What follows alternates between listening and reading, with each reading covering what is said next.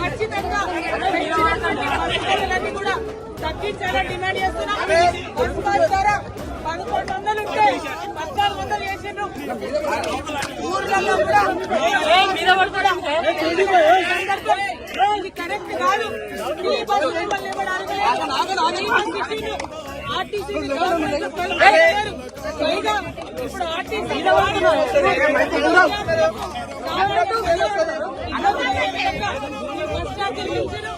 Correct కాదు. వెంటనే తగ్గించాలని ప్రభుత్వాన్ని తెలంగాణ డిమాండ్ చేస్తున్నాం. తగ్గించకపోతే ఎట్లా ఉండబోతుంది? తగ్గించే